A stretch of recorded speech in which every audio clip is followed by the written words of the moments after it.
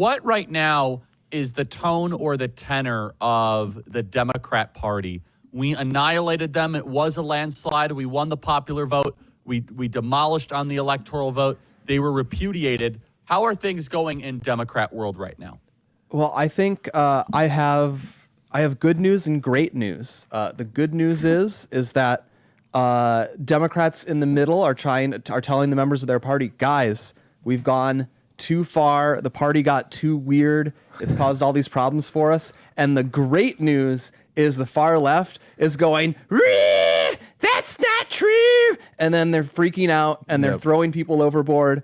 This is a few weeks ago, but conservatives may not have heard about it. Is it Moulton, Seth, the guy from Massachusetts? He basically came out and was like, yeah, I've got 2 daughters. I don't want a guy being in the restroom with them. And then one of his staffers quit and like they're publicly shaming him. And so this is still unfolding all over the place. You definitely have a lot of people who say we lost because we weren't weird enough. It's like a sick, twisted version of, you might remember like 2012, 2010, you'd have, so-and-so would lose, and then they go like, they lost because they weren't conservative enough. And it turned out it was kind of true. We needed a different version of conservatism, basically. But for the left, they're going, no, we aren't weird enough. We need more of like the weirdest people out there. And I think it's causing a lot of problems for their party. And it's going to be really interesting to see how the DNC election goes. Yeah. So Tyler, do you believe that they're going to moderate themselves? What is the path forward? I think the more radical progressive elements are actually going to come out and roar. I think that they're going to lean further into the left-wing elements of their base. Yeah, it's funny. A guy that absolutely hates our guts that I've been just like provoking at the AZ Central, that's the Arizona Republic here locally, who's an opinion columnist, EJ Montini. This was his opinion today. Governor Katie Hobbs tries masquerading as Kyrsten Sinema. It's a bad idea, and here's why. And this is what's happening across the country. You're exactly right.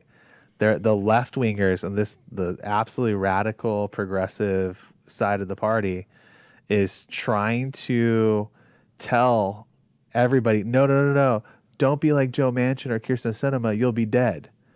And the reality is that part of the reason why those guys are gone is because of the progressive wing of the entire party. So we're going to see a lot more of this that's happening. For us, it's really positive because, I mean, look, we're walking into a Congress where, the left wing is making our side that people consider more right wing, our Freedom Caucus, look very common sense.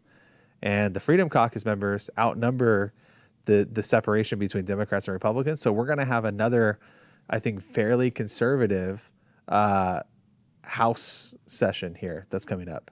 And that is, nothing could be more exciting than that when you couple that together with Donald Trump being the president.